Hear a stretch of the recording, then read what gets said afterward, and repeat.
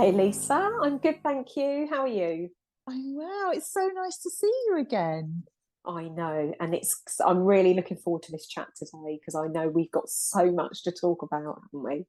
We have. We really have. And I was looking at your website last night. So just I this is what your website says you are. Mel Mackie, an award-winning mentor, author, and guide, divine feminine and nature-led practices and rituals.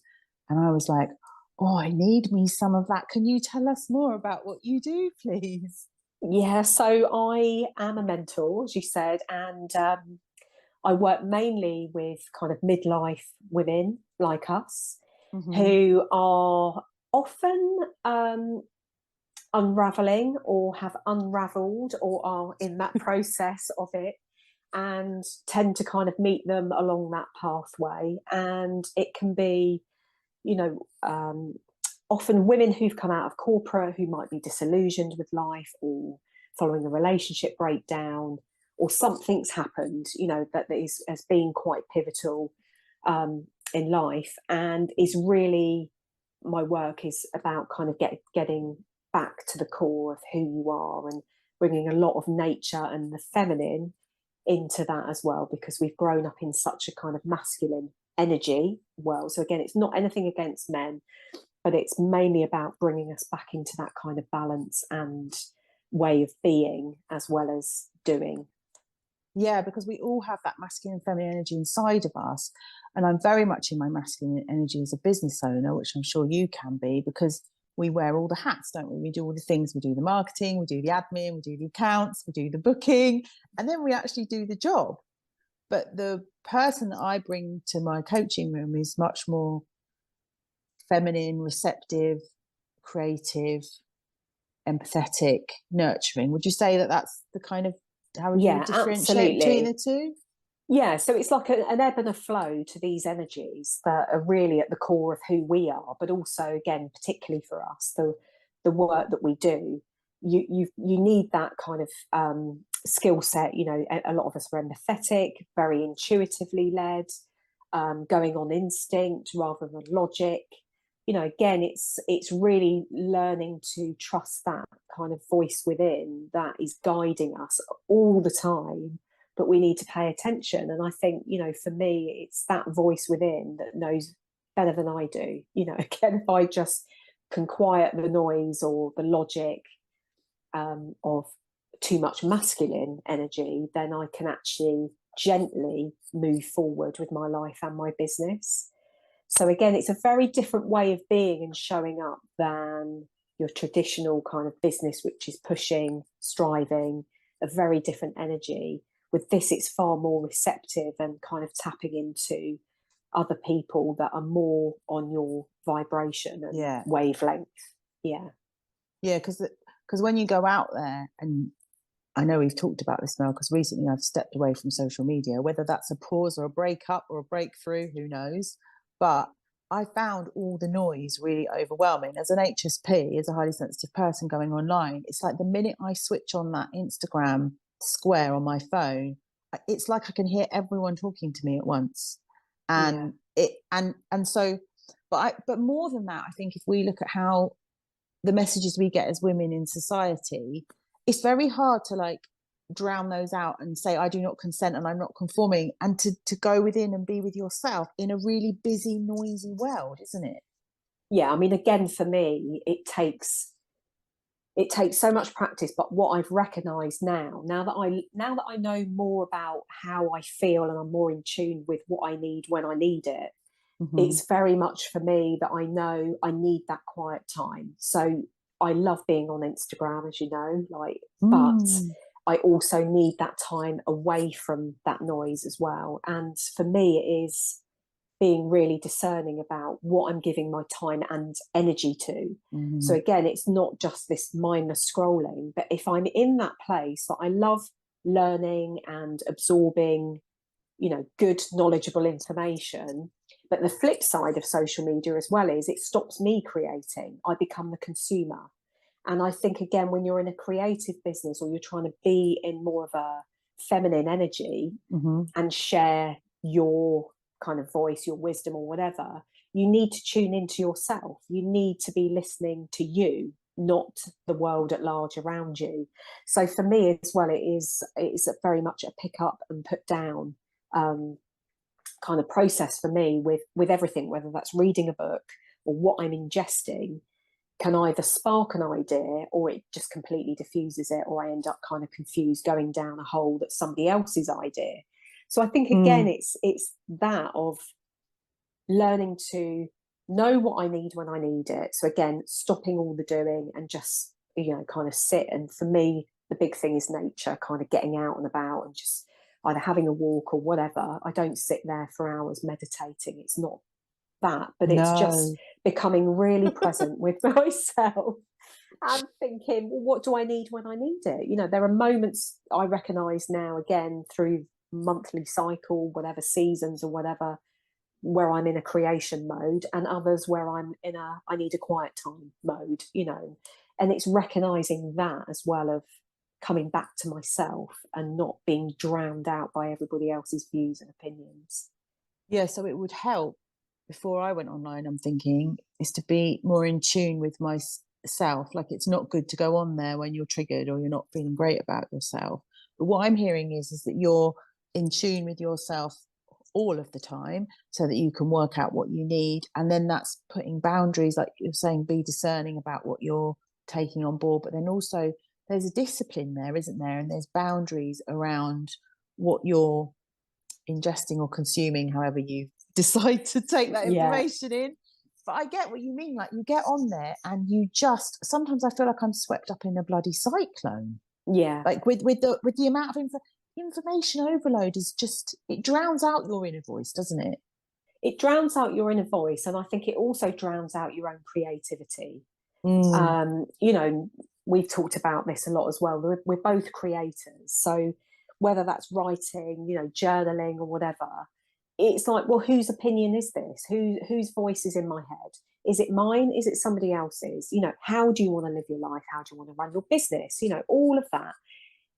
Is that, and I guess for me, the question is, again, when I work or start kind of unraveling with clients and things as well, it's like, what is it that you actually want and need? Not what you've been programmed to want and need, or somebody's told you should, or whatever. And I think, again, we're very easily influenced, especially online, of seeing into somebody else's life or business and think, oh, I want a bit of that.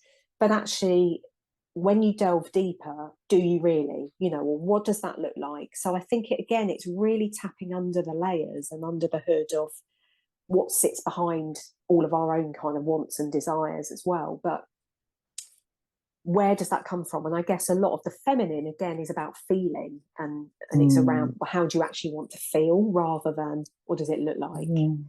And that's really what, again, for me, has really become more and more transparent as I've got older.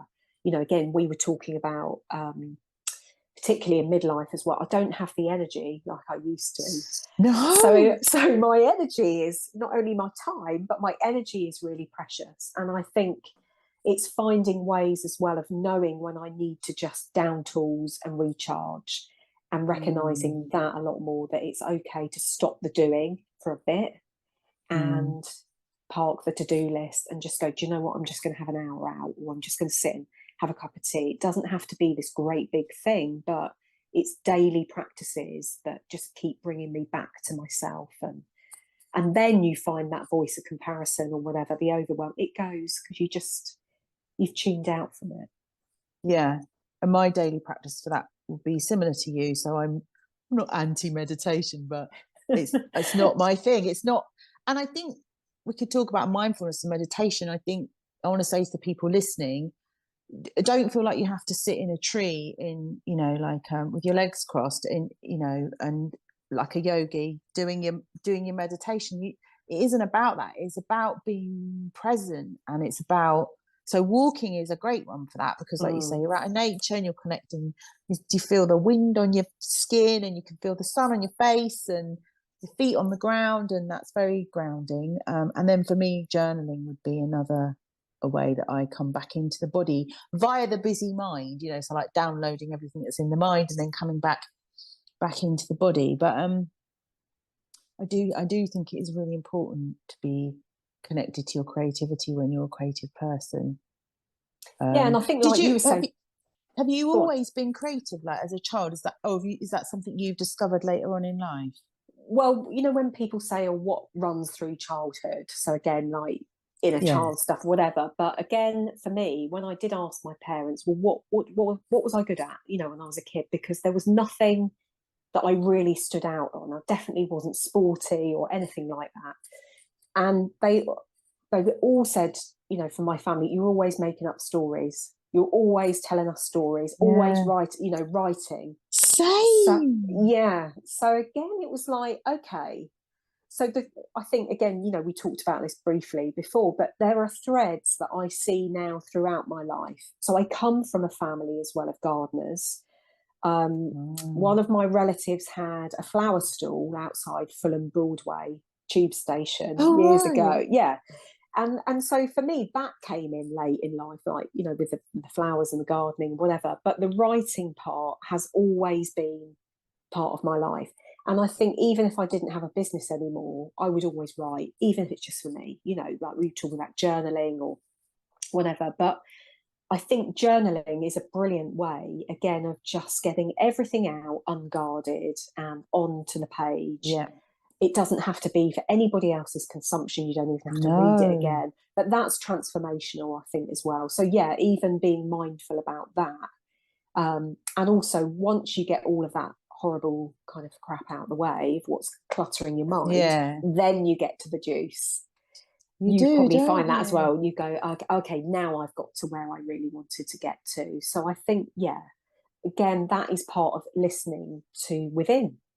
Yeah, I'd say it's like there's hidden treasures in the water. So it's like a murky pond with like twigs and leaves all on the top. And you write and write and write and write until you get down to the blue water, which is where the hidden treasures are. And that's where your voice is. And like, I don't, for people listening, I suppose it's the difference between like the voice of fear or the voice of your inner critic is shaming you, is beating you up, is very negative, is fearful, thinks everything's going to go wrong. And then the voice of your inner self wants the best for you. And also, isn't that where your creativity comes from? Like you get the most amazing ideas when you access that part of you, Absolutely. don't you? Yeah. And again, you know, for me, even with walking as well, that's the other thing of I don't get my best ideas sitting at a screen looking at what other people are doing. No, No. it's like, again, I can't consume and create. So I've recognized that again, that if I want to share my own work or I need to allow that to come to me or come through me, as you know, again, Yeah. it comes through you, whether it's on the page or you're speaking it out loud or whatever, is recognizing that you've got to put yourself in that space for that to happen. If you're clogging up your day with looking at what everybody else is doing, what they're sharing, what they're thinking, what they're doing, or, you know, again, we're talking about businesses before, but, you know, we are our own guide, you know, we're Yeah. our own guru, and we've lost sight of that. And for me, it's trusting that I've got my own inner compass. I Yeah. know instinctively, not just a mental thing, but it's a body feeling. If Yeah. those red flags are coming up, you listen to them, Yeah. and it may not be obvious at the time why you should or shouldn't do something. But if there is ever, like this podcast, you know, we were talking about this, as soon as you asked me, you know, it was a hell yes. Because it was just an instant. Yeah, of course. Whereas others, it will be like, not sure about that. So is it a yes, no, or maybe? You know, you can feel it in your body as well. So that's the first thing as well, is to trust that. Why is that there? You know, it may not be obvious at first. It may take a little bit more time to reveal itself. But the point is, you pay attention to yourself more of what do I need? When do I need it? You know, or Yeah. what's right for me now? And again, for you, I was saying, if you want to be offline, get offline. It's not going to help you at the moment. And then maybe No. you'll come back to it. It doesn't matter, but it's like listening to ourselves and really trusting ourselves and how we feel. You know, it's more than a thinking process, it's a feeling. That self-trust is so important, and it's built over time. I think you need to, for me it's a daily practice, because one of my patterns, and I think this is quite common for the people that I work with, is to stay in toxic situations or relationships long after their sell-by date, and to be in those relationships that are non-reciprocal, where you're doing all the giving and the other person's doing all the taking. And for me, I felt like social media really fed into that, and I wanted to stop it, because if you're going to break a pattern, you've almost got to do the complete opposite to what you always do, because you get caught up in it. And I wanted to sort of come away from it and create space and really examine that. And then, like you say, maybe I will return to it when I feel a bit more clear-headed. But again, if I really listen to my body hates it, absolutely hates it. And it tells me, because my stomach clenches up, and, you know, my brain goes all foggy, and my eyes sting when I've been on there for a certain amount. And that's my body just giving me warning signals and saying, hey, we're in an environment that we don't really like very much here. Yeah. And I think as well, with how our media is at the minute, I mean, again, for me, I had a social media business for many years, and that was one of the reasons why I just thought, no, I can't do this anymore, because I refused to play the game, or, you know, it was about, you know, really getting to the people that want to hear from me or build that community or so on. And, you know, that's what's kind of been taken away from some extent, that unless you're willing to pay or advertise or whatever, then even the people that do want to hear from you can't. So for me, again, it's kind of taking that kind of control back, and any content that I share, I'm managing it, whether it's through my own website or blogs or whatever, paid content.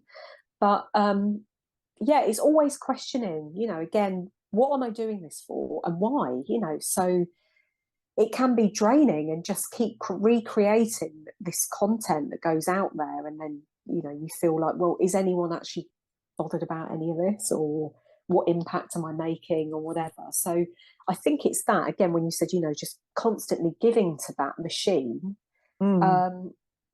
that isn't our business. That isn't what it's all about, really. It's just a mechanism. It's just a tool to get it out there.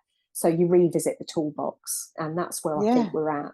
Revisit that toolbox, isn't it? And see what you're doing and why.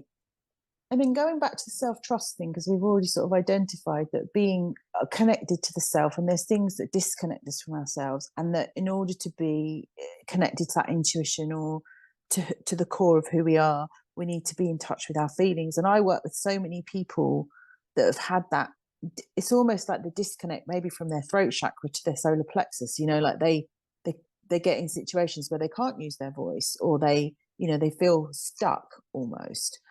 And I think what I'm trying to say is, what do we think in society, or what do we see as patterns for us as women, you know, the way that we're told we should behave, or that we should be, that take us away from our inner voice? What takes us away from that?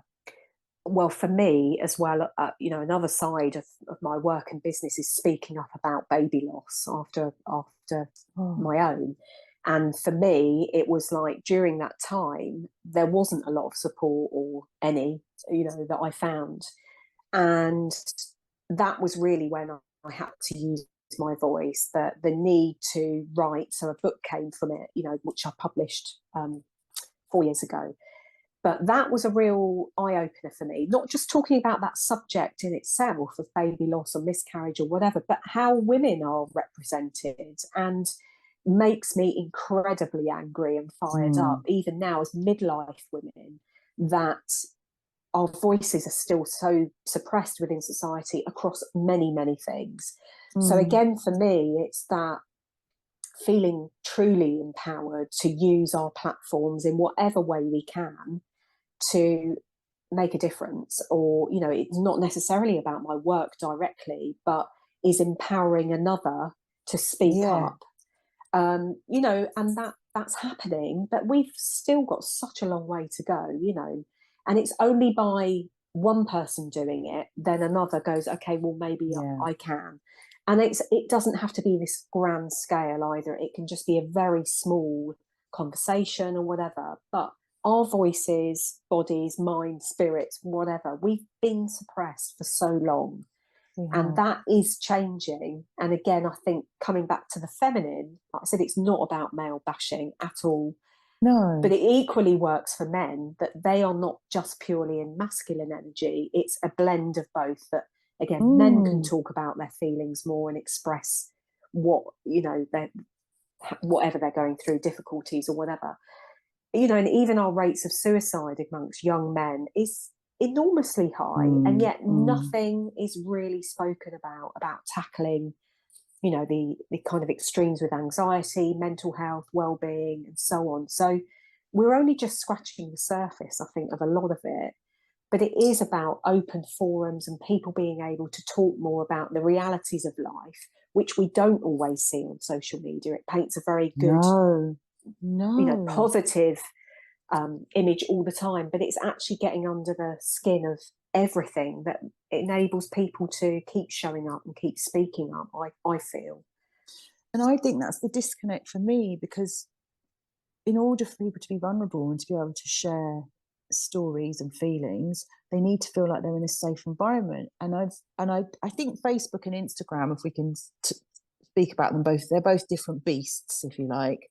I find that Instagram is much more, I feel like Facebook is more opinionated, a bit like Twitter, whereas Instagram is more about, ta-da, look at my perfect squares, you know, look at my perfect hair, my perfect nails. Like, you don't show up with like 3 weeks of regrowth on your roots and, you know, no makeup. Well, you might do, but that's why I don't do selfies, Lisa. I know, but I understand. Not many. I don't feel like I can show up like that. Like, I'm being real now. I'm saying, I think a couple of times in stories where I've really needed to get something out to people, I don't know, maybe an offer was closing or something, and I've been in my PJs sat on the sofa and I might have done a quick story. But most of the time it's polished. But actually, when you think about your own unique voice, which is your brand as a business, if you are someone that hangs out in your pajamas, I mean, Mel, I've put makeup on for you today and I've even had a shower and washed my hair. But Me too. I'm saying, if that's your particular person, like if that's who you are, then you're going to attract other people that are introverts, that are homebods, that don't want to put a full face of makeup on before they leave the house.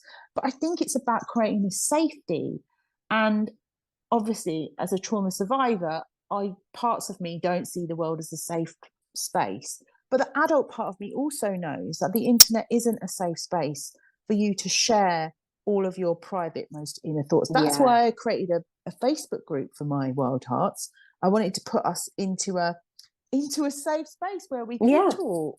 Yeah, I think it's that as well. You know, even for me, it takes a lot of kind of courage and vulnerability for us to show up. Even, like you said, even just visually, it takes a lot. And and most of the time I don't feel like doing that. I'm like, I don't want to play that game. I never have. Yeah, I never have. And I'm like, you know, that's not to say that I'm pretending to be anything I'm not. But most days I'm like scrapping around in my shorts or flip-flops or whatever. There's nothing glam about me whatsoever. If I've washed my hair, that's great. But I just think what I'm sharing isn't about me in that sense. It's not about, again, and tied up with how I look. That is another thing of, you know, as women, everything we do, doesn't matter what we do, what profession you're in, what age you are, how we look is scrutinized. And it is. I don't like that. You know, I'm like, no, just take me for what I am. And yet we're not. And so I think, again, it's not, and other women are doing that to other women, you know, and I'm just like, I'm not interested in any of that, you know. I'm like, that's not me. But, you know, if you've still got something important to share, or you want to put that out there, whether it's work or, you know, personal, whatever it may be, you do at a level which is comfortable for you. And I think it's that, even though I've shared a book and a very personal story, not everything's gone in it.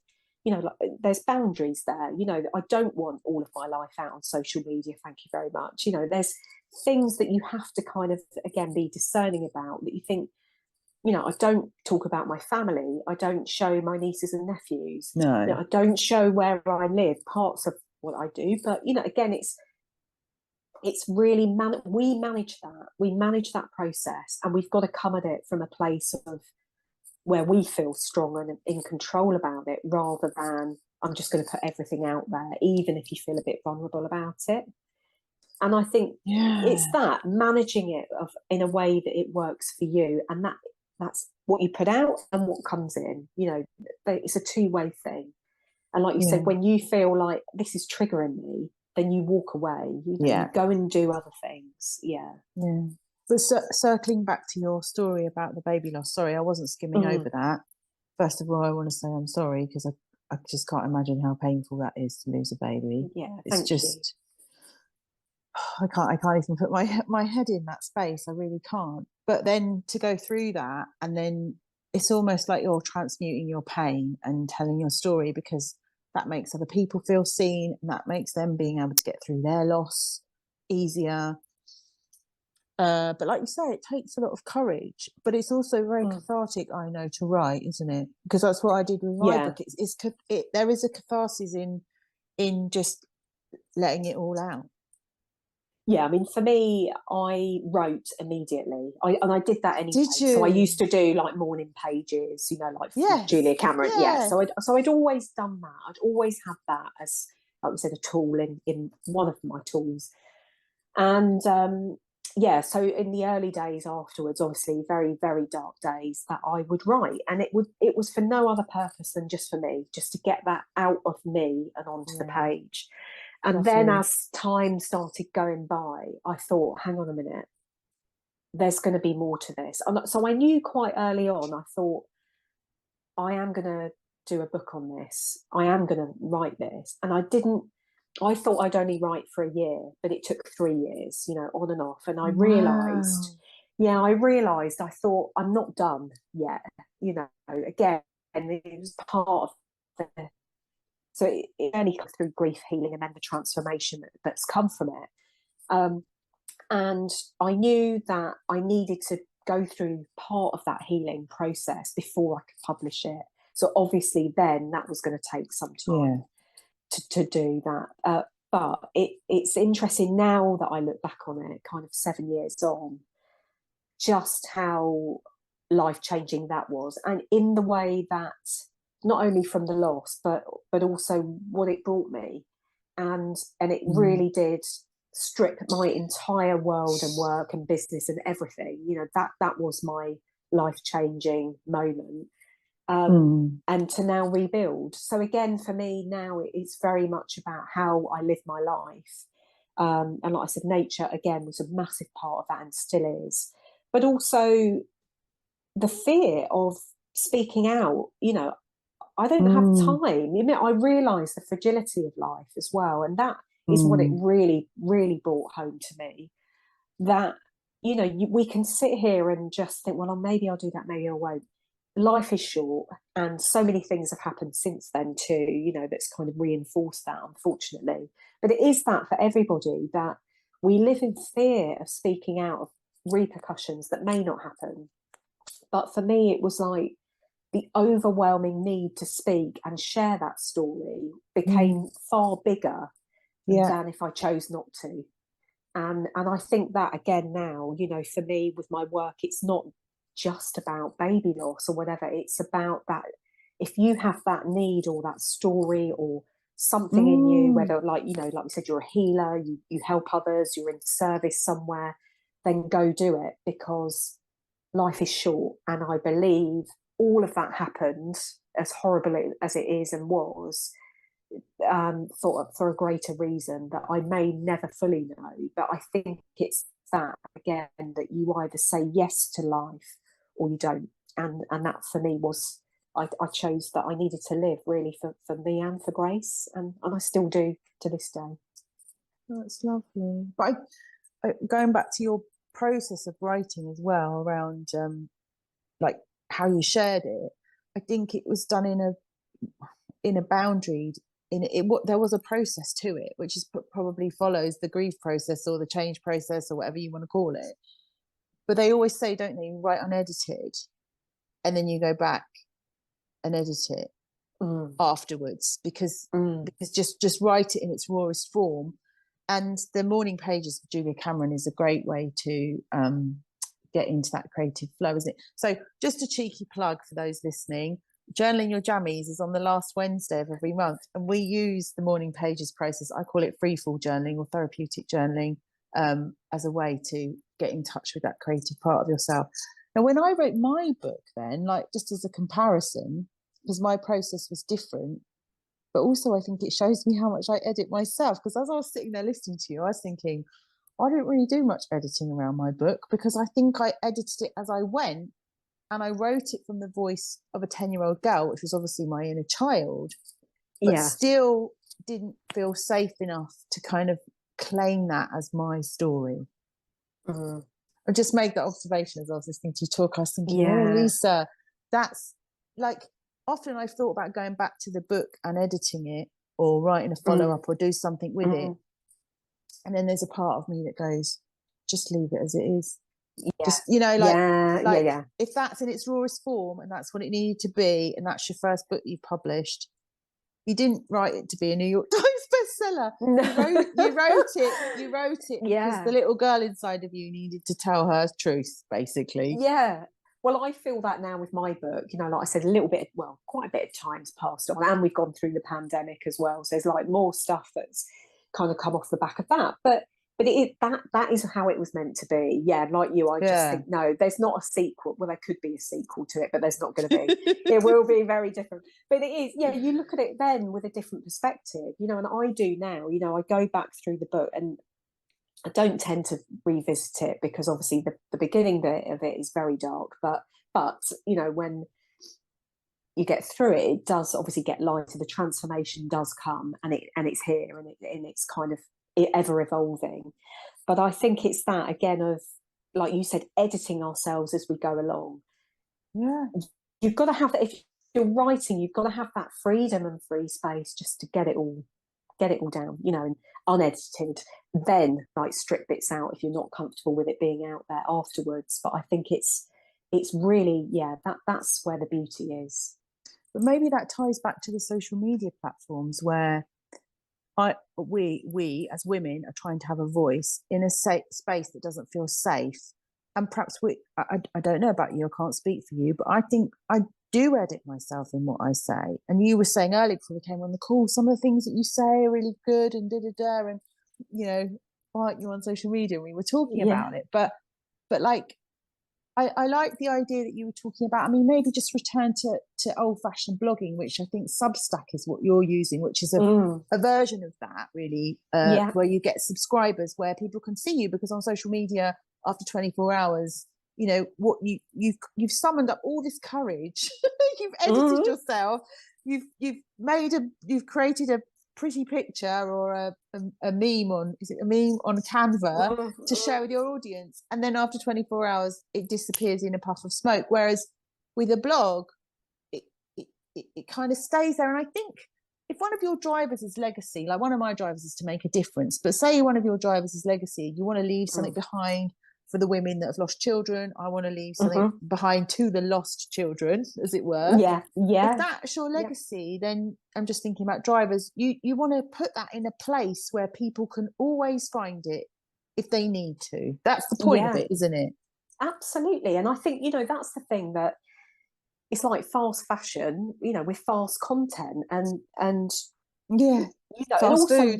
Fast food. Everything fast. But there's no longevity in social media, and yet people are sharing some really, really good stuff, and I include us in that.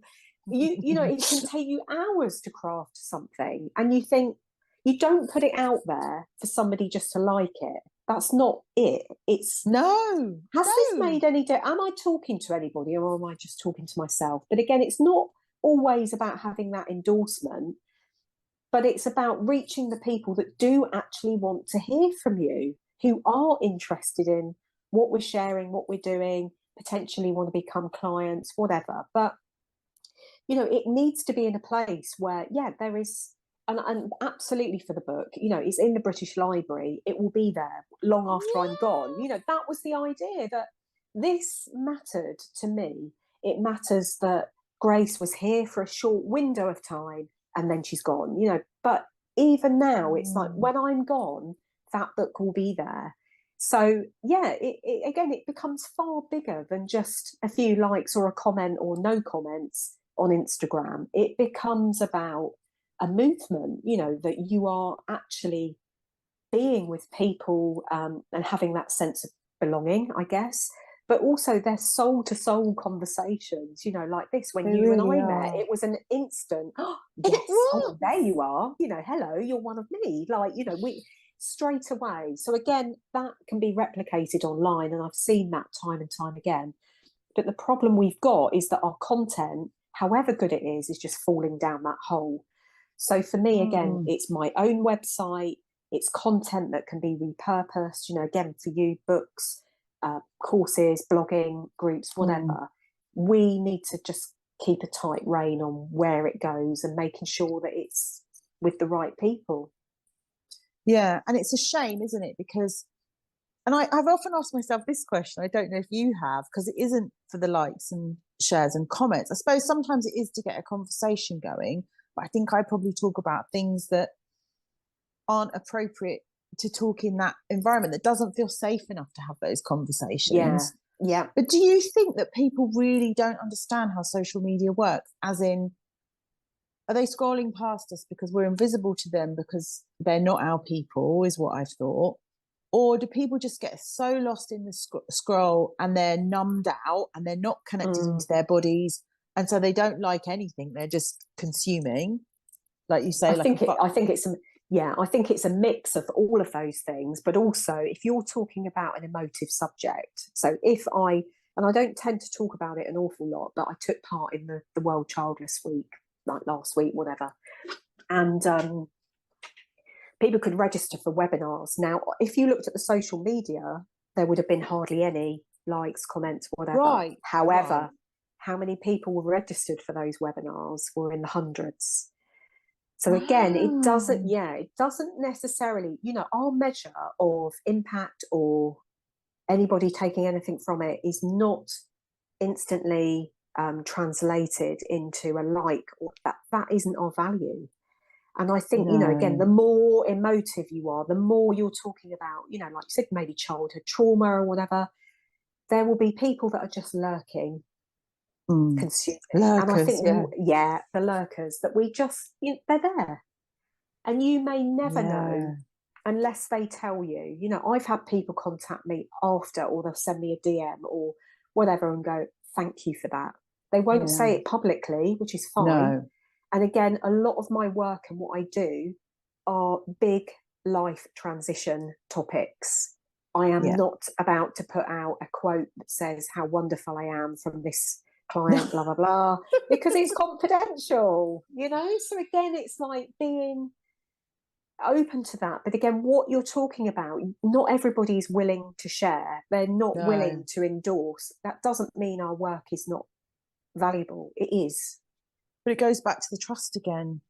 It's like being in it, for me, like the way you've just described it, I sometimes feel that I'm in a dark room. I can't see anyone and I'm talking into a dark room, and I have to trust, because like you say, there's other measurements where you can go, but 200 people turned up to that website, you know, but people are registering to come to my journaling group, but people are reading things on or listening to the podcast.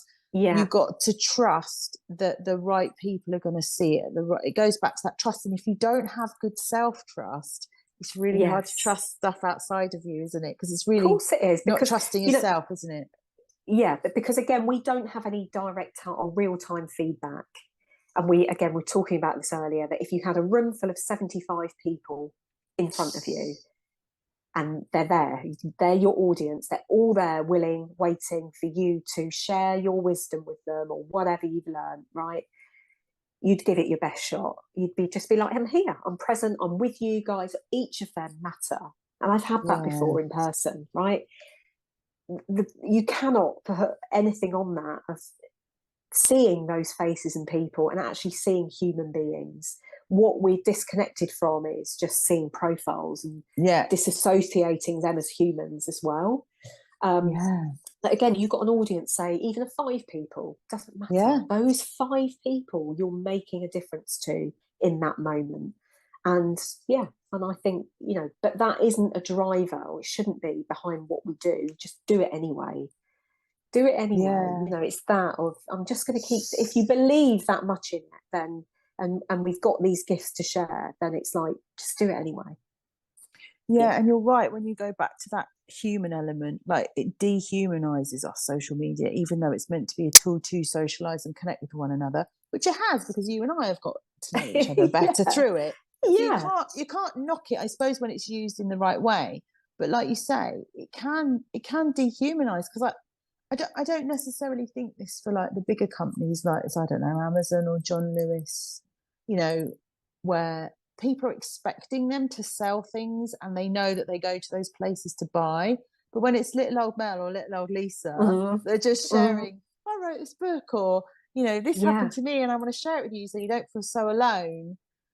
I also think it just shows us how a big part of society prioritizes stuff. Like, we do live in a really materialistic world, I think is what I'm trying to say. Don't we? We do. And also, I think people have got an abundance of free content that they're not willing also to pay for stuff. So that's what's interesting about Substack, is that now there's a paid for subscription on it too. So again, your best content can be paid for, even if it's £5 a month. We've become so used to getting so much stuff for free that I think, people have devalued that to some extent. But again, what was I going to say? My train of thought has just gone a little bit. But, Substack is brilliant at that you're not cluttered with ads or, oh, here's a suggested post over here to take you away from something. It's like, no, I want to follow this account. I want to know what they're doing. You get an email through to your email box as well that tells you when they've posted a post, blah, blah, blah. And for me as a creator, it is, and it's there. You think this is what social media used to be about. And it's also about people supporting each other. Like, again, you and I were talking earlier, but if you see somebody's doing something, then support them. Like, I do. You may not want to be a client or whatever, but if it's somebody that you think is doing really well, tell them, or... You see, and this is how we're now making social media more feminine, because it's a very masculine setup, isn't it? Like, if we were to make it more feminine energy, okay, I'm not going to buy from that lady, but every YouTube video I watch, I always like it. And if I really like it and I want to participate in something they've said, or they've asked a question and I feel like it would be helpful to share my response, I do. But maybe that's because I'm a business owner, I'm a content creator, and I'm in the same game as them, and I can see what they're having to deal with. But if we sort of if we go sort of full circle back to bringing the divine feminine into social media, how, like you say, supporting and even commenting, like, often if I don't know what to say to someone I think I might have even said it on one of your posts, I haven't got anything to add to the conversation, so I'm not going to talk for the sake of it, but I've said, oh, hi Mel, it's just really lovely to see you on here today. And then you go, oh, and then you can have a conversation, maybe take it offline or whatever.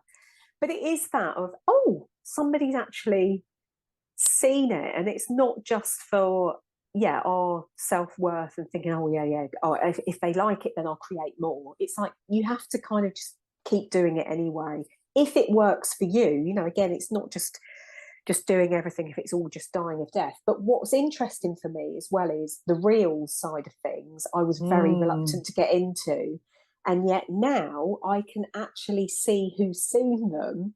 Therefore, that tells me, oh, hello, oh, they're back again. Oh, and they're back again.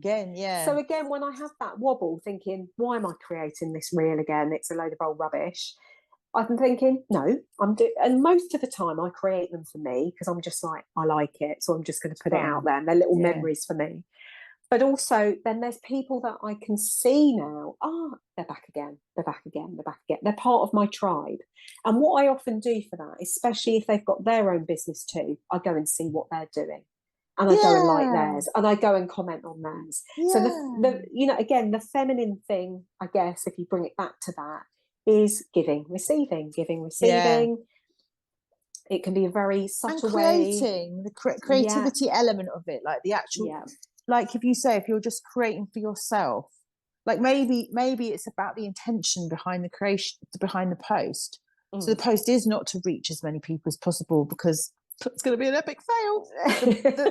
The intention is, like you say, I'm creating memories for myself, or I just want a record that I've said this out there somewhere online, because someone might stumble across it and they might need to read it today or whatever. Do you see what I mean? Yeah. Like with a different intention, perhaps. Completely. And again, repurposing content.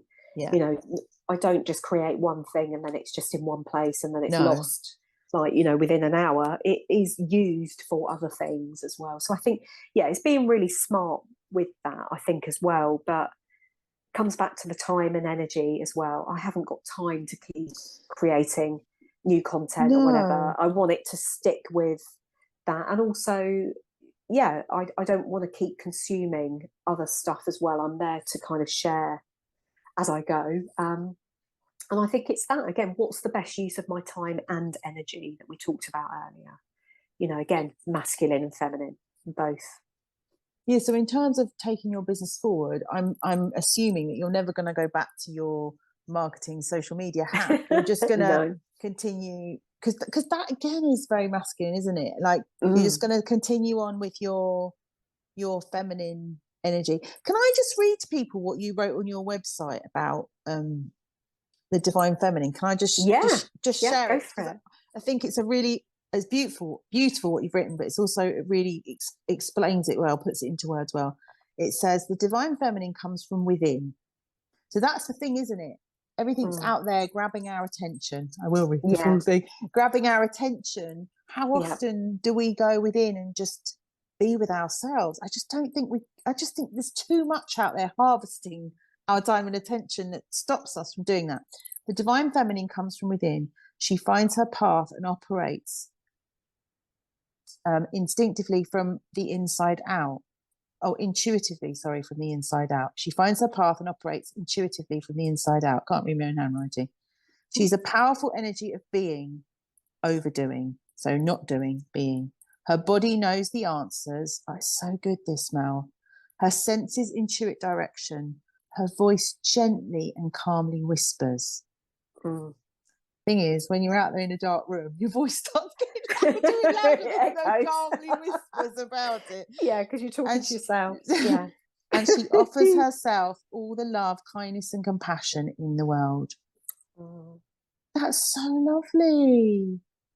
Yeah. And when I read that, I'm like, who wrote that? Where did that come from? But you wrote because it came through again. It just came through me, and I think that is the difference of it's a head and a heart. We haven't talked about that either. But again, the body, when we're talking about, well, how does that feel? We talk about heart-led, but it's a full body experience. It's not just a head or heart. You know, we look at things like that, or you hear that a lot, heart-led business or whatever. It's an entire, and that's where the holistic side comes in as well, that you're looking at yourself as an entire being. What comes from that, you know, it's not just thinking, feeling, being, all of it, you know, and it's learning that to be with yourself. Like, again, I have so many people will say to me as well, I can't be by myself, I can't sit still, I can't be quiet. And I'm just like, okay, let's just strip this back a bit. You know, that they are able just to sit, even if it's just for 10 minutes, and just be still, you know, because we, like you said, we've never been taught this. My niece now is being taught mindfulness, you know, it's like, why won't we? You know, but again, not in a hippie way that people would view it. It's an everyday thing of just being present. You know, like we're having this conversation now, I'm 100% present. Yes. I'm not thinking about all the other things I've got to do this afternoon.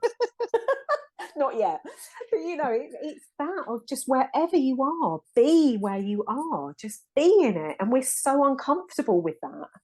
Yeah, my Reiki teacher used to say to me, because I mean, we're going back 20 years now, but I couldn't be by myself. And now I love my own company. I've always gone completely to the other side of the fence. I'm like, just take all the noise away. Yeah. Leave me alone. She used to say to me, you know, like, it's just in the things you do. Like, she said, when you're washing up, she was like, just pick a bubble, like watch a bubble, like move and pop, and watch the water and look at your hands, and just like really pay attention to what you're doing. And again, sorry, I know I keep bringing it back to social media, but I think we've sort of started a thread with that. So I'm going to pull it back to that. I think when you're on that, you get sucked into what feels to me like a tornado and a load of noise. It is a discipline of being intentional with your energy and like what you're going to put behind it and how you're going to share it. And I guess if I'm guilty of not doing it right, in inverted commas, is I haven't been intentional. I've just kind of got on there and thought, oh, got to post, so it's all really noisy in here today. Post and get out, you know? But then you're not sharing. But no, they're going back to the mindfulness again. I just think that we are living in a world where we've all got 10 browsers open in our heads, 10 browsers open on our phones, on our laptops. Yeah. And, you know, like having the phone as well, like I suppose bring it back to that, like, you know, the WhatsApp's all going ping. Like, I've turned all my notifications off now, and I've started, oh my God, this is a bit of a miracle for me. I've started putting my phone on charge in the kitchen at night time and taking my book up to bed, and I actually switch my phone off at night. And so what I do when I wake up in the morning is I make myself a cup of tea and I go back to bed and journal. And I know I'm lucky to be able to do that because, you know, I'm not having to get up and go to work or take the kids to school, whatever. I'm very, very lucky to be able to do that. But also that takes practice, because it's too easy to just switch your phone on, make a cup of tea and start scrolling, isn't it? Yeah, I mean, I find my best time for creating is first thing. Same. If I'm going to share anything, it tends to be like early on in the day. As the day goes on, I've lost it. You know, it's gone. But it is that quiet time in the morning where I just kind of, like you, I'm having a cup of tea, fed the cat, just kind of try and ease into the day a little bit if I'm not rushing out the door. But you know, it is being more mindful about that as well. But also the other word that you talked about was intentional. And again, that's a lot of what I do as well, and with my work as well, is what is it I'm trying to intend to do? Yes. And whether that's intentional living or being, what we're consuming, like we said, materialism, capitalism, whatever, you know, I know this is probably a subject for a whole other podcast, but you know, it is about that again. What is your intention behind everything? You know, what is it you intend to do and why? And so that again will often give you a very different answer that isn't a should. And the thing that I think we're saying here, which has been a thread throughout the whole podcast, but it's funny that we've based it on social media, but I think a lot of people will be able to relate to that. In order to do all these things that we're talking about, like go within, engage with more of a feminine energy online, taking care of yourself, listening to yourself, being aware of what's going on in your body, you've got to slow down to be able to do it. You have to. And we don't live in a slow paced world. Not at all. If anything, they're trying to keep speeding us up. You know, and for me, I think whenever I feel that stress and that urge to, I've got to do more, I haven't done this today, you know, the whole mind goes nuts. That's when I learn now is just, no, you need to slow things down. Like you need some downtime. Like I've been working like quite a lot over the last 10 days. And I know now, no, I need to protect my time. And I keep coming back to it, energy.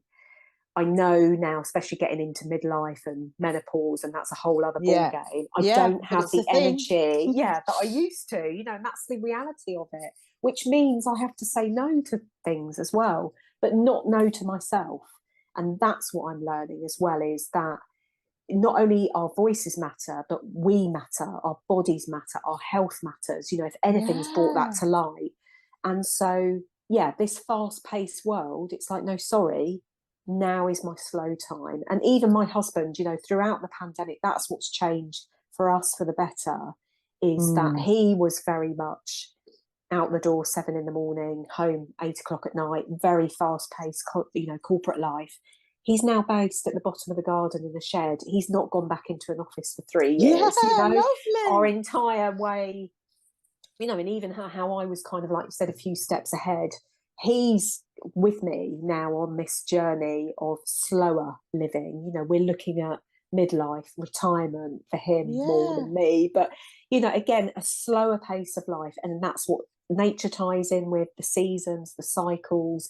That is the feminine, being led again by what's actually going on around us. You know, as we come into autumn, as we're recording this now, I can just see the wind howling outside my window. It's pouring with rain here. Yeah, but it's like we just need to slow down with that and stop resisting it and stop thinking 12 months of the year we have our foot to the floor. if anyone's listening to this now, because I can see how, again, I keep you saying the wind's howling, we can get swept up in the way that the world is. And it does take a lot of courage, as we've already said, and it takes a lot of intention and discipline and daily practice to go against the tide, swim against the tide, because that's effectively what you're doing. Yeah. So are there any tips or things that people can do to bring that feminine energy into their lives more? Yeah, I mean, I think again, it doesn't have to be like this massive transition or change. No, it's just small daily habits. And I think again, for me, is noticing. So observing, how you feel. So again, in the morning when you get up, what's your energy like that day? Again, for me, if it's a day where I've got to go to work and I'm like, I'm tired for this or whatever, is to try and really look after myself. Think, well, what's going to help me get through this day? And I just break it down to the day. I don't think, well, I've got to do that tomorrow or that next week. Or whatever. I'm just trying to just bring it back to the now. Present moment. Yeah. And also asking myself, well, what do I need? Do I need quiet time? Do I need a cup of tea? Do I want a biscuit? Or do I want to go for a walk? Do I need to move? What is it? Or do I don't just need to sit with a good book? What is it? Because again, this whole self-care thing or whatever can be like, it looks a bit of a fantasy that people go, well, actually, the reality is I've got time for that. So it's whatever works for you. And so the question is asking yourself very simply, what do I need right now? And then go do it or be it.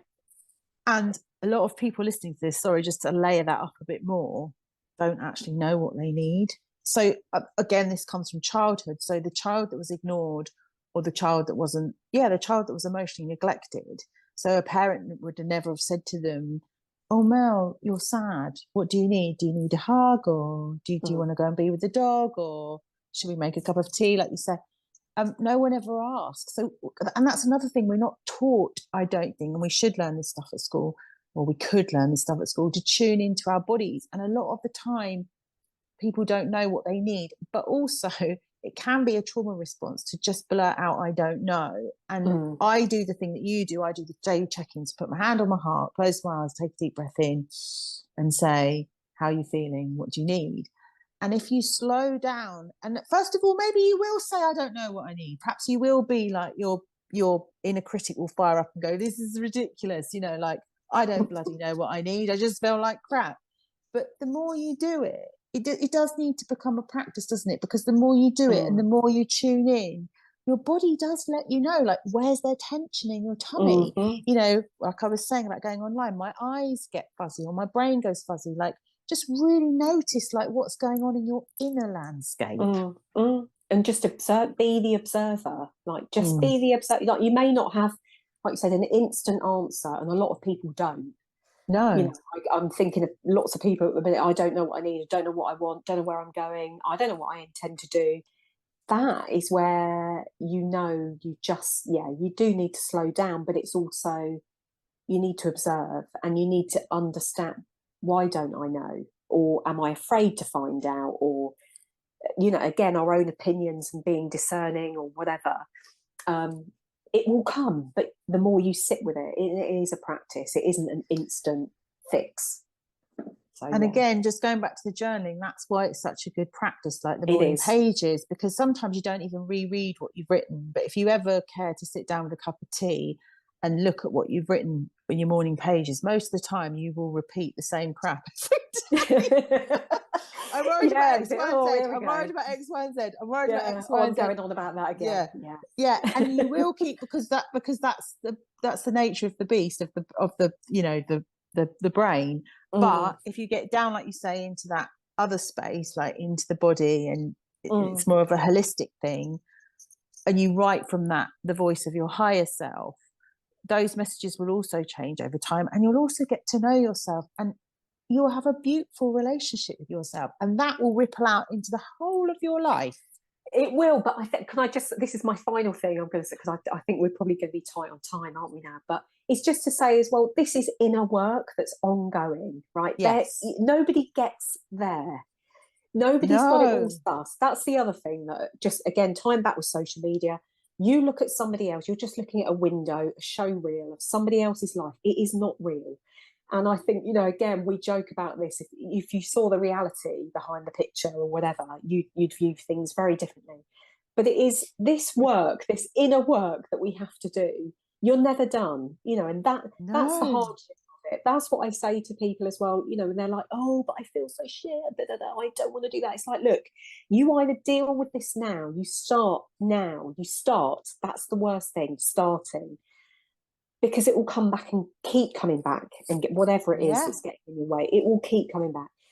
But the minute you start dealing with it as well, you know, yes, there will be other layers to come. That's inevitable. It's called being human, you know, so nobody's alone in that. And I think, you know, again, it's just life. And I think it's accepting that this is what life is. We are here to learn. We're here to grow. Nobody's life is perfect, despite what they share on Instagram. And, you know, again, it's just being, like you said, just get to know yourself better, and you take care of you. You know, again, inner child, whatever, you know, and that's your thing, isn't it? Again, more than me, but that's what you're looking after. You're looking after you, and that's it. That's what you've got to do. That's a lovely place to leave it. Everyone taking care of yourself, whatever that looks like for you, and it's going to be different for everybody. And really, you can't do it wrong. No, if you're just keep learning from it. You just keep learning and growing. Yeah. Oh. Thank you so much, Mel, for chatting to us today. I've really enjoyed being with you, and it's lovely to see you again. And I'm sure I'll catch up with you again very soon. Yeah. Thanks, Lisa. All right. Take care.